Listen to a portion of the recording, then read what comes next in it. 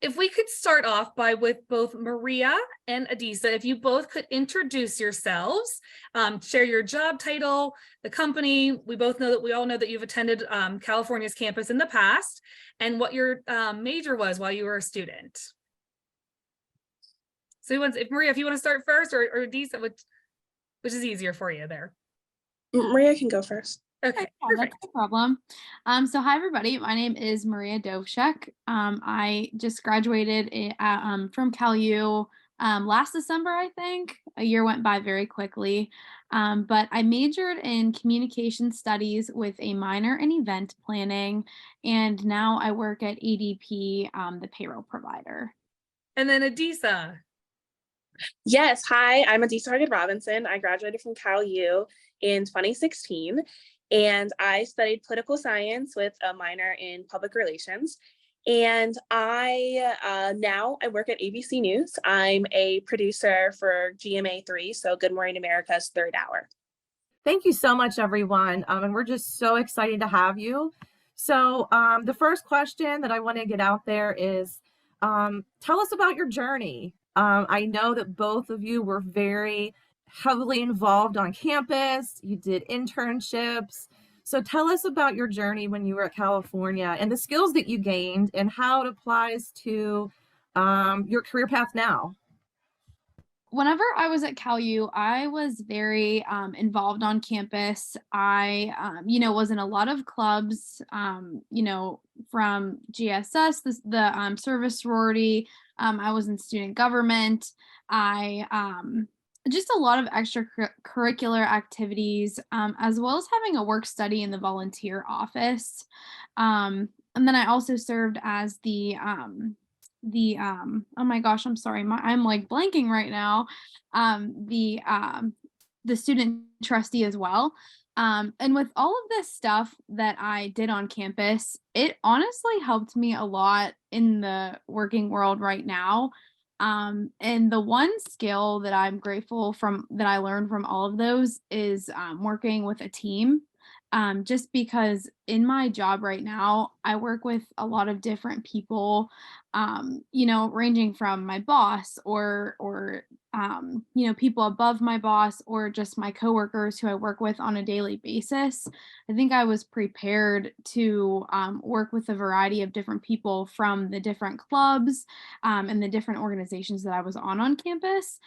So if you have the opportunity to just, meet someone new on campus or try something different, I definitely encourage you to do so, because that has been, really successful for me now in the job that I hold right now. Okay, and I will go next. So I was pretty active on campus as well. I was a member of Student Activities Board, Black Student Union, Cal Campaign Consultants, and Alpha Lambda Delta as well. I did have a work study as well in the political science department. I will say that from all of these different opportunities, what I learned is time management and also organization. I was pretty busy and doing probably too much. And so I was able to figure out, one thing that I would say I was able to learn is how to prioritize different activities and different events. And I think that that's something that is universal in any job, because there's going to be times where you have multiple projects at once and you have to figure out what can't be missed, what can be missed, how you can get everything done. I would also say organization is huge. And when I was actually the president of Cal Campaign Consultants, so that was a leadership opportunity and really kind of helped me work on my organization skills and work on working with people, work on managing people, and really figuring out how to get things done. I know when I was at Cal, we would go to this conference every year, and I had to kind of help organize with everyone in the group, getting them there. And so now, I'm not booking people for the conference, but it's still the same process of learning how to work with others and how to put something together. So I would say that the skills that I learned there were pretty transferable. Thank you so much. So Adisa, we are going to stay with you. So tell us about your journey now. How did you get to this point in your career, and what does the day in the life look like? And after Adisa, Maria will go to you for the same questions. Yes, so I will just say I do work at ABC now. I've worked here for almost 3 years, but I did not graduate from Cal and start working at ABC. I would say that my journey was not what I expected or what I necessarily wanted. And the biggest thing I would say is to be okay when things don't go your way, because they might not. I graduated from Cal, studied political science, and then went to American for grad school to study journalism. And my first job out of grad school, I worked at Military Times, which sounded really cool, but it was part time. They were paying me $8 an hour, and I had to get a full time job working at Hollister, just to be able to make rent. And then I ended up at the VA for a while, and ended up at a local radio station, and ended up at ABC. But I say all that to say that I think a lot of times in school, we think that you graduate and you get this job and you get that job and you get that job, and everything just falls into line, and you get the job you want right away. And it's just going to be like A to B to C. And a lot of times it doesn't happen that way. That doesn't mean that it can't happen. It's just a matter of keeping a positive attitude and finding a way to make whatever situation you want work. Because I didn't want to work 2 jobs, working at Hollister or Military Times, and I definitely didn't want a part-time job making $8 an hour when I just graduated from graduate school. But had I not had that opportunity, I don't think that some of the other things would have fallen into place, because that job did give some experience. So I would just say that my journey was a little bit of like a zigzag. I think it's not a straight line. It's kind of all over the place. And just, when you do graduate, or if you've recently graduated, it's good to have a plan, but it's also good to be okay if that plan doesn't fully come together, and kind of find a way to get where you're going. Can you tell us a little bit about what you do now? Yes, sorry. So now I work for now I work for GMA3. I'm a booking producer for them, as well as a digital reporter. So a lot of segments that you see on GMA3, I book them. So usually I go through all of the local affiliates that are all across the country, and I find interesting stories, from local stories, from like community happenings, and then talk to the people who are doing them, and then kind of work with our team, and we get a producer assigned, and we end up assigned to someone, and we make TV. Today we had, Gloria Gilmer. She was the first Black woman to have her research paper. She's a mathematician in the Library of Congress. So that was pretty fun. I went to the Library of Congress last week for a video shoot there. So I guess I'm going on video shoots, or I'm sometimes on the Hill producing live shots. I write a good amount of digital stories. So every day is kind of different, but it's pretty chaotic and exciting, and I enjoy it a lot. That's fantastic. Thank you so much for giving us that glimpse into, what a day looks like. And that's incredible. So, Maria, tell us about your journey at California. I know you were, really involved, and you talked about that, but what does also a day in the life look like for you? Because we were talking beforehand, you've been at ADP for a year. So tell us a little bit about that. Okay. So the first thing that I want to start by telling you guys is that I was in student government, and the president of student government at the time had graduated right before I did, like a semester before me or something. And he texted me and said, "Hey, I have this job opportunity for you. You're gonna love it." And the way that he described it to me, it just did not sound appealing to me whatsoever, which is the job I have now. So I was not going to give this job a chance by any means. And then I was starting to stress out with finding jobs, which I really didn't apply to many places, but I was nervous about, the experience of going through the interviews and applying to places that were appealing. Because honestly, at that point, I was still in college. I didn't know what I was going to do. So I reached out to the kid and I told him, hey, I'm going to apply to the job. And I kept saying it's not going to be a forever job.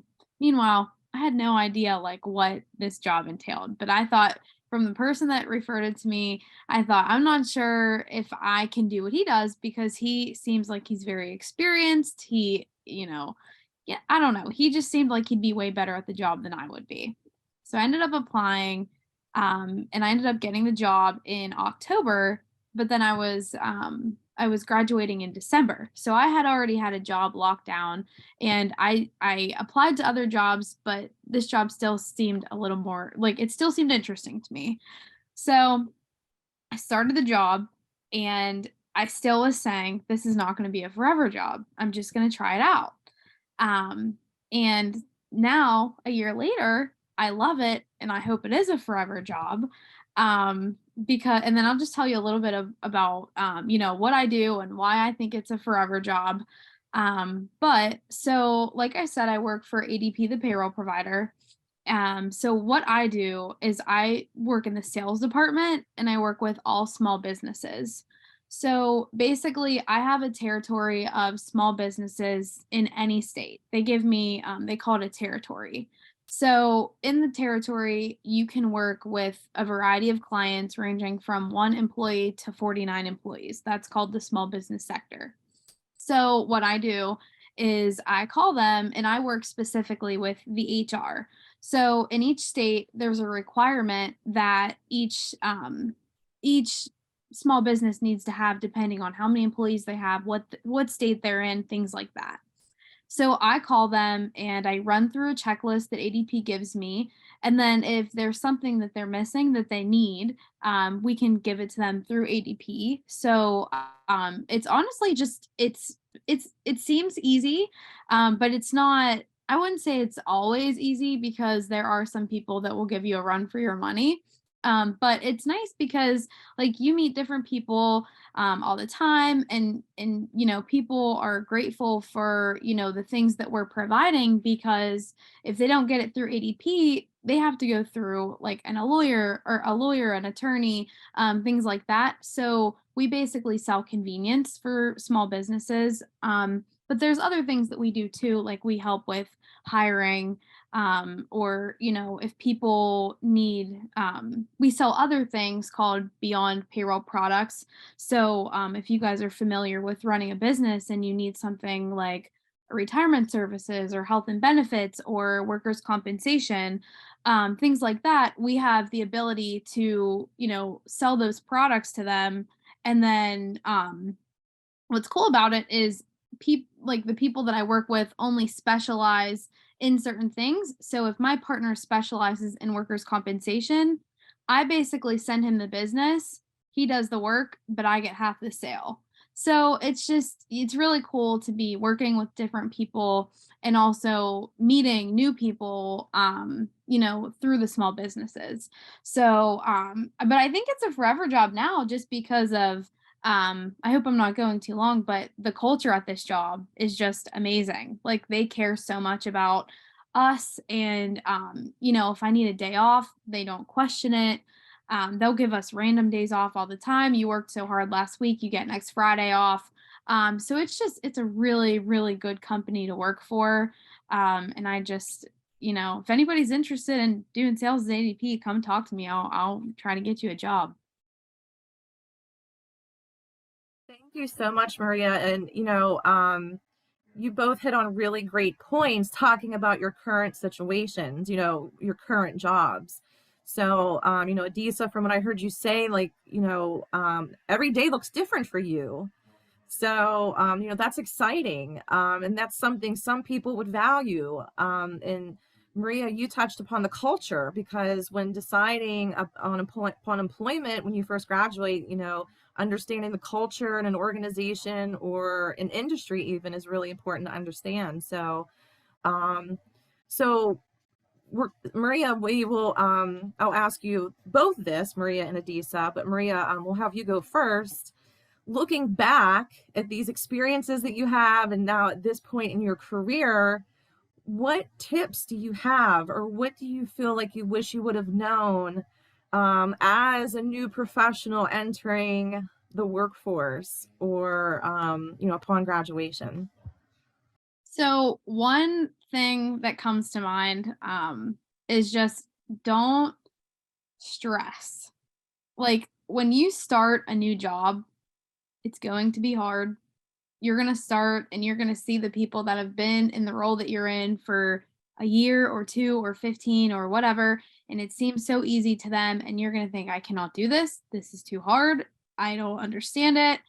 Give the job time, because I personally thought the same thing. Whenever I started the job, I actually had this job at ADP. And then I also had another job that I almost went to because I thought ADP was too hard, because I saw my other colleagues, they were making a lot of sales, they were making a lot of money, they were talking about legislative changes in the state. And I thought, I don't know anything about this stuff. But you have to give it time. Take as much time learning the job itself. Ask questions, because everybody has been in your shoes before. And unfortunately, I've seen people in the role that I'm in right now, they gave up and they quit because they thought it was too difficult. And honestly, if they would have just given it time and learned the job and asked more questions, they honestly would have been successful. So what you put into the job is what you're going to get out. But just make sure that you give it time and you give yourself enough time to learn what is expected of you and what the job is. Because honestly, whenever you start your job, it's going to be 6 months down the road and you're still going to be confused and have questions. Make sure you don't be quick to assume that you're not fit for a specific role. Adisa, so what advice or tips do you have from your perspective and your experiences, things you wish you would have known maybe? Yeah, so I think I will say the biggest thing that I would say is don't compare yourself to others. And I know that's easier said than done, but I think I spent so much time in the few years after graduation and even now feeling like, oh my gosh, this isn't good enough. Like I thought I was going to be here and I'm not. I thought I was going to have this job and I don't. And I wanted this everything comes when it's supposed to come. If you get the job that you think you want too early, that's honestly worse than not getting it at all. And I've experienced that myself. And so I would just say that not to compare yourself to others. I think sometimes we graduate and we see a few people who have these like perfect dream jobs and it looks like everything is just going perfect. And you're like, well, I'm not working there and I didn't get the job I wanted. And it seems like nothing is going the way you want to not get down on yourself and to not be so focused with other people, but to just concern yourself with your own journey, because you don't fully know the other person's story or what they're going through. So what I would say to just focus on your own journey and not to compare yourself to others, and don't get down on yourself. I think everyone, their first few years out of school is definitely struggling. Even people in the top jobs are struggling and just trying to find their way. So I would say don't be hard on yourself and don't compare yourself to others. Yeah, that's such great advice. I think it's so easy to compare yourself. So that's fantastic. So there is one question from the chat from Amy. So Adisa, I know you did more than one internship, right? Mm-hmm. So can you talk a little bit about your internships? Because her question is, how did you apply what you learned from an internship to a job? So Adisa, we'll start with you first, and then Maria will have you answer that as well. Yes. So I did a few internships at Cal. I interned at C-SPAN. And then when I graduated and was in grad school, I interned at CNN and NPR. And I think what I learned there the most is just the culture of a newsroom. And I think that sometimes when you're in an internship, you might not learn necessarily specific skills for every job, but you kind of learn how the culture is in that industry and how how to go along with it. And you also can learn if this, you can also see, is this something that I want or something that I don't want? Because I had other internships while I was at Cal that were a little bit more political. And I was able to kind of decide from that, I actually don't want to work in politics. I want to work more in media. And so I think that the great thing about internships is you're able to figure out what you like, what works well for you and what doesn't work well for you. And I would just, so yeah, I think that was the question. Yeah, I think so. If not, I can expand, but I think that was the question.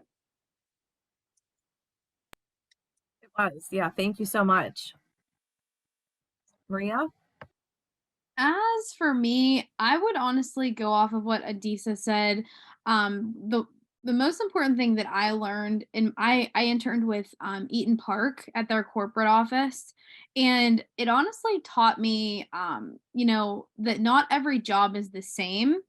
And whenever I was there, I had the opportunity to, learn different parts of the job from different people. And it taught me what I wanted to do in my next job and what I did not want to do. Because there were things at that job that I said, I will never do this again in my next job. And it also helped me ask questions with the current job that I have now, because in the interview process, it was very conversational for with ADP, and I know that there were some non-negotiables for me in my head, so I had no problem asking those questions in the interview process with ADP, and that kind of helped me decide that this job, would be more appealing for me, if that makes sense.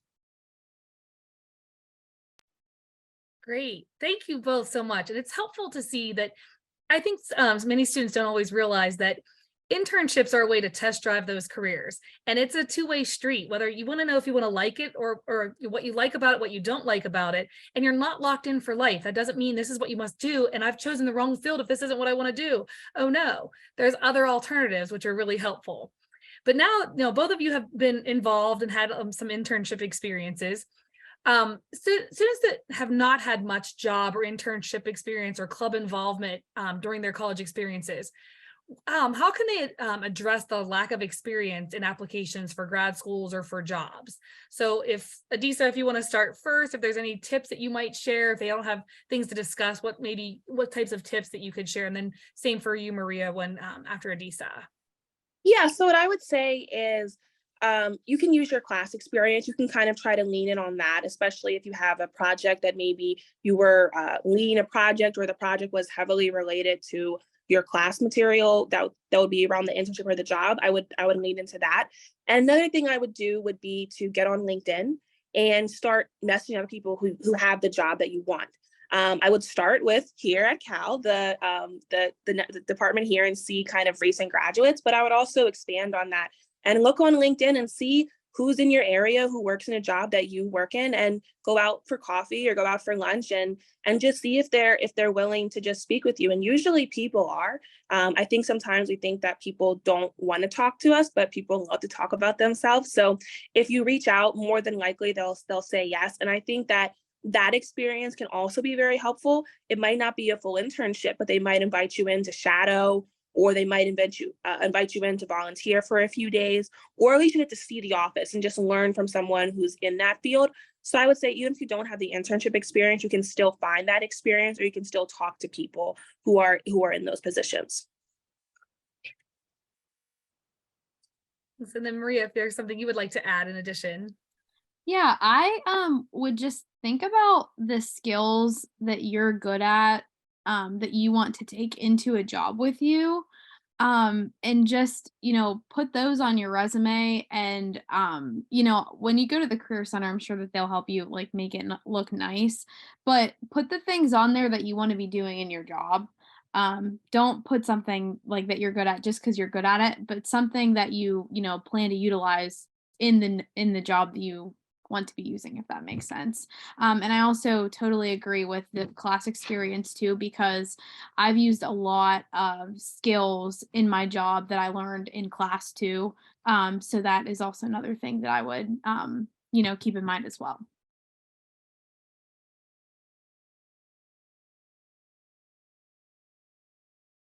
Perfect. Thank you both. And I think we do have one in the chat. Bridget, do you want? I'll go ahead and check in with that one. So we do have from Anaya. What are some things you wish you would have done or known before applying to your first job after college? So Maria, would you feel comfortable starting with that response? Yeah, let me think about this. Some things I wish I would have known before applying. Um, Honestly, just knowing, I wish I would have known, you know, what maybe how to like, honestly, I don't know. I don't know. Adisa, do you have the answer or that what you want to say before I think about it? If not, You're totally fine. So what I'll say is, Maria talked a little bit about the culture of a company, and I think that's something that I should have stressed more in the internship, or not in the internship, in my first interview for my first job. The company culture there was awful, and it was not a good fit for me. And I think that, you know, in a first job, you're still kind of figuring things out. And the two things I would say is make sure you ask about the culture and things that are important to you. I think that obviously salary is really important. People want to make a lot of money, but there's a lot of other things that matter. So maybe you want to have a lot of paid time off. Maybe you want to see what's available for benefits with commuting.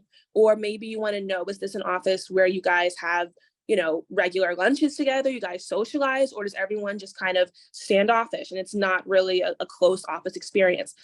Those type of things are really important to me. And I kind of learned that from working at a company where the culture wasn't necessarily what I wanted. So I would just say to kind of think about things that matter to you, or sometimes when you're in the job, you don't really realize what's going to matter to you until you're there. So it's a learning experience in itself. But the other thing I would say is that it's a first job.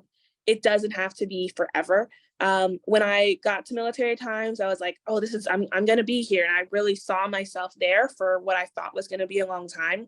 And it wasn't. It was about 9 months. So, I mean, people can move jobs, and they do it very frequently. So that's the other good thing about a first job, is that it's an experience. It's something to learn and to see kind of what you like. And if you don't, you know, you can go somewhere else. So the thing I would say is to make sure that you ask about culture and see how you feel about the office itself. And then also to recognize that it's a first job. And if it doesn't work out, there's nothing wrong with going somewhere else. yeah, that's great, Adisa. That's what I was trying to get out is the culture. Just because I'm a triplet, so my brothers are actually going through the same experiences I am, like with new jobs and you know, going through a different transition. And honestly, they look at the job that I have, and I'll come home and I'll talk about stories about, you know, what my boss did for me. Like last Wednesday, it was a nice day. So he said, everybody leave work at 4 o'clock. Like, and, you know, little things like that. And not every job is going to have the same perk.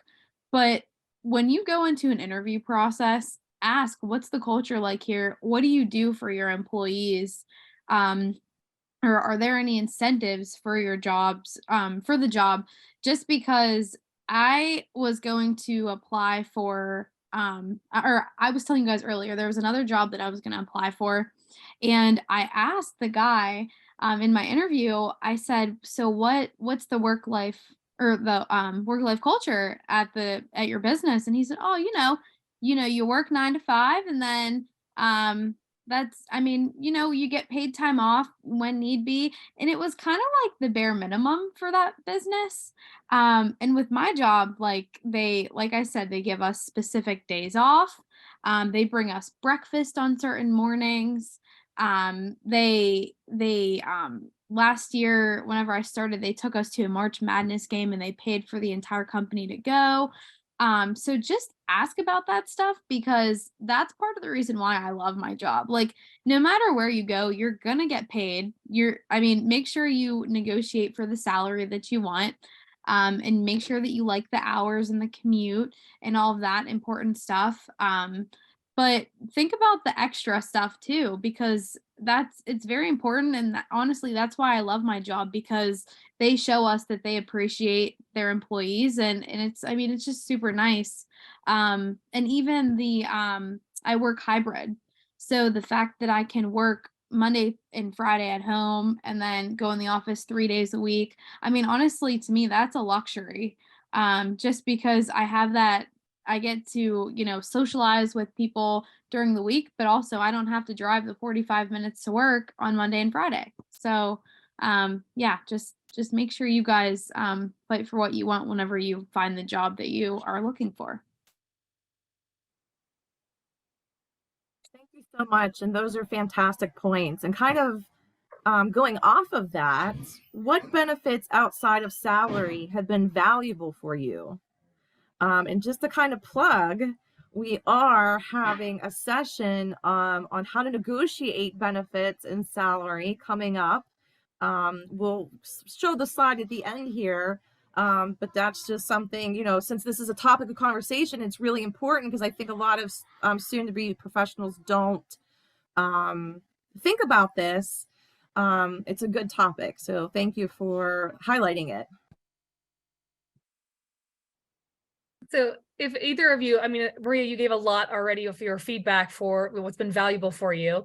If there's additional things you want to add, and then Adisa for you as well, what are some, because I think students a lot of times see just the money. I only see a salary, but maybe the salary isn't as high, but all these other perks that could go with it really pay off in the end. So if Maria, if you want to start and add on to whatever, things that you've already mentioned, and then over to Adisa. Yeah, that works. Sorry for the barking in the background. Perks from working from home. But I always tell people that, the clients on the phone. But honestly, the health and benefits, 401k, all of that stuff, make sure you ask about that whenever you start, and also get all of that taken care of whenever you first start. Because I actually had a problem where I did not unenroll in my health and benefits at work because I'm on my mom's, and they actually enrolled me and I couldn't get out of it. So I actually have been paying for health and benefits for a year, finally got out of it in November. So make sure you ask those questions whenever you first start your job. But other things as well, my company actually has something called LifeMart. So they provide any type of counseling that we need. So for parents, there's, if they need help with parenting their children, or counseling sessions for married people, anything like that. And then we also have something called Perks at Work. Not sure if anyone has ever heard of that. So we actually get discounts on buying cars, or any type of like concert tickets, or childcare. So a lot of perks working for my company. And then other things too, like I was talking about earlier, they give us random days off, like, oh, Valentine's Day, you guys can leave 2 hours early. So basically just having a good culture, and it's a company that cares about their employees. So there's a lot, honestly. So if you have more questions, I can talk for days on this. So I'll just say I work for Disney, because Disney's ABC is owned by Disney. So we get a lot of special benefits that I love. We get free tickets to the parks, and Hulu and Disney Plus, which is really nice. And then I would say just like regular benefits that I really appreciate. We get to work from home Monday and Friday, and I think that's really nice. I think working from home is a good benefit. If you can have that, so we get to do that. And I would also stress how she was talking about with health insurance. I know a lot of companies, mine as well, will allow you, they'll kind of give you some money towards the HSA account. So whatever type of incentives that they offer, usually it's like you get a doctor's appointment, you go to get a physical and they give you $300 in your HSA. I would say check those emails, because a lot of times those type of emails come in from HR about things like that their company is doing. And people kind of just blow them off, but I would always check them because you never know what type of perks they're going to offer, and what type of things that they have. I know sometimes we get invited to cool events because it's a Disney company. So sometimes we get invited to stuff, and a lot of people just kind of delete those emails. But I would say to kind of check as things are coming in from like HR and people, because you never know what type of perks they're going to offer.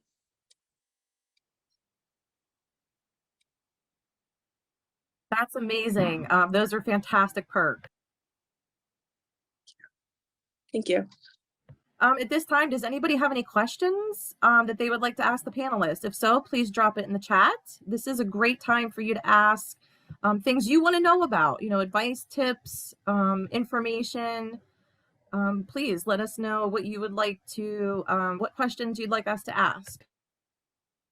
And I'll say, while we're waiting, just little things to think about. I know when starting like the first job, people don't always realize the change in environment you're going to have to go through, and thinking about, hey, every day I have to go work, 8 hours, and not like going to class, maybe taking a nap in between, or, stopping to hang out with friends for some social hour. It literally is going to work and working, 8 hours and finishing up and coming home every day. And how do you budget all of your time? So thinking about that first initial transition, any tips that you guys had, or things that you're like, oh my gosh, I needed a nap every day after the first week of work, or I had to learn how to budget time to go food shopping or do laundry or things like that, trying to fit those things in. Any tips that either of you want to share? So whoever would like to go first, if there's anything you'd like to share while we're seeing if others have questions. Yeah, so I'll say, I mean, every job, every company is different, but I would say to still make time to have fun during the workday. I feel like sometimes, at least before I started working, I kind of had this idea that like you're sitting at a desk and like you're there the whole time and you can't really go anywhere. And I feel like, at least from my experience, that hasn't been the case. You're kind of, if you want to get up and go for a walk and, maybe you need to go to CVS or something, I would say to do that. And I think the good thing about a lot of jobs now, especially with them switching to working from home, is that as long as the work gets done, you can kind of manage your time as needed. I know for us, we're kind of like always on call. So, sometimes I might have like a hair appointment or something that is going on like during the day, or if I have to get groceries or something. And then, like maybe I'm working on stuff later in the afternoon, or maybe I've already finished all of my work for the day. But I would say to make time for things. If you need to do something, I would say to make sure you have time to do it. And then also, one thing I'm really good at is making lists every day. So like if I have to go grocery shopping or something, I'll make a list of this is what I need to do today. And then just making sure that you find a time to do that either after work or before or sometimes during. But I think most companies now are pretty much, as long as the work gets done, they're not like checking you like every minute. Cause I kind of thought when I was in school, like, yeah, you're at work the whole time, you have to sit there and really be there. But it's, at least from what I've seen, is kind of, as long as the work gets done, you have a little bit of flexibility to kind of do what you want to do or what you need to do. Adding on to that, I honestly agree with Adisa in the sense of like, get your stuff done during the day if you can, or not all the time, but I want to say like communicate with your boss, or the person that you may be nervous about speaking with, just because for me, like I mentioned, I live 45 minutes from work. So by the time I leave work at 5 o'clock with rush hour, I'm not getting home until, well, and I stop at the gym. So it's like I get to the gym at probably 5:45. I work out for an hour. That's 7 o'clock. I don't get home till 7:30, 8 o'clock.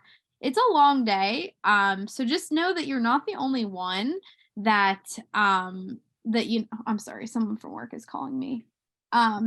You're not the only person that feels like your entire day is taken up by work, but during the day, enjoy the time with your coworkers, make friends with them, make the workday fun. If you have a doctor's appointment and you don't want to take off of work because you're afraid your boss is going to yell at you, tell your boss, hey, I need to go to the doctor at 2 o'clock on Friday. Is that okay? they're not going to tell you no, I promise, if you just communicate with them. So I don't know, just it's everything is going to be okay. Don't stress over the little things is basically what I'm getting at. Okay, thank you both. I do see there is one other question. We do need clarification though from Hunter. How do you handle professors that give you polar opposite advice about the same thing? I'm not sure which same thing we might be referring to. Hunter, if you want to unmute and ask, certainly please do so, just for clarification. Or drop it onto the chat. I just sent you a message, Hunter. Yeah, So I don't have a problem coming on the microphone. So I'm an education major. So obviously teaching styles vary just dramatically from teacher to teacher. However, so right now I'm doing my student teaching and I go to different professors for advice on lesson plans, but each and every one of them says like polar opposites about what I should do for the lesson plan. And my supervisor says another thing.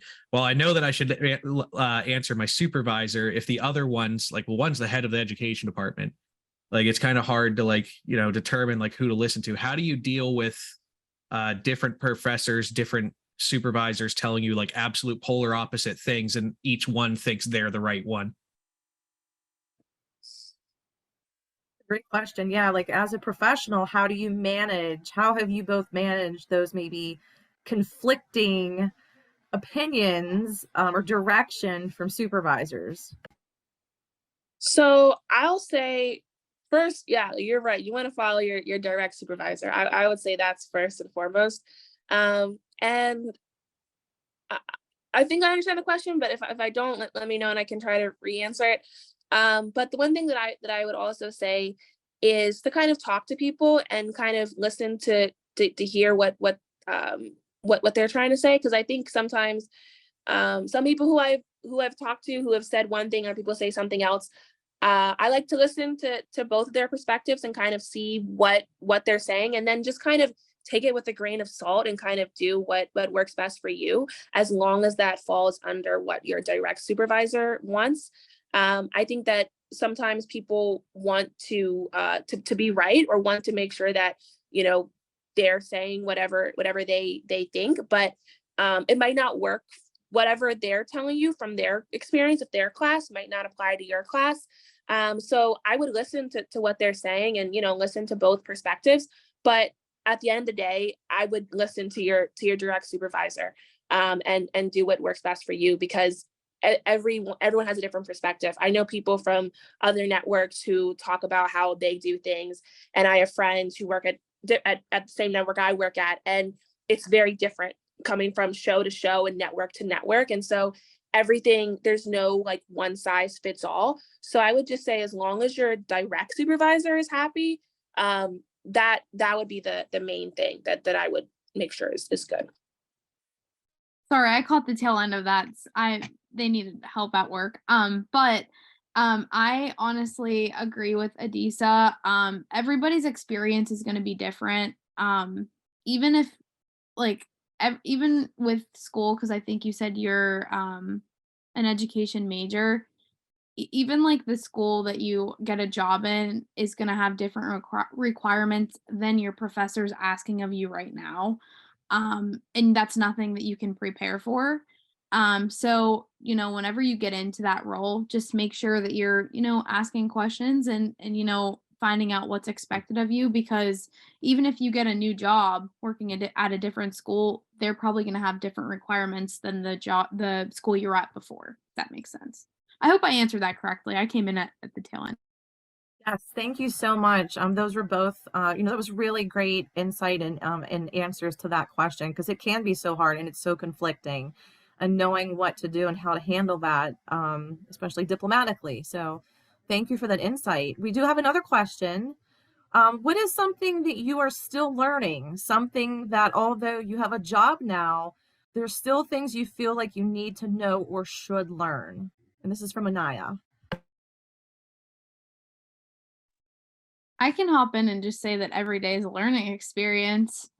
It's honestly hard to pinpoint one thing with that question, because every single day I learn something different, whether it's, learning how to learning how to work with a client that may not, understand what I'm saying or understand, the importance of something that I'm trying to sell them, or learning a new skill at the job. I know we use a system called Salesforce, and after being at the job for a year, they changed the entire way that we're using it. And it's hard. It's not easy.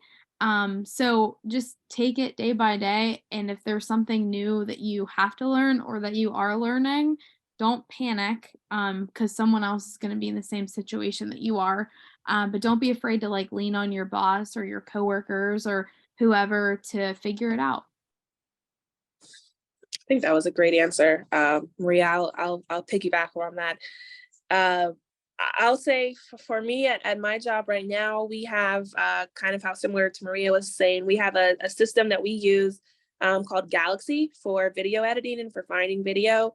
And we used to use something else. We used to use Mars.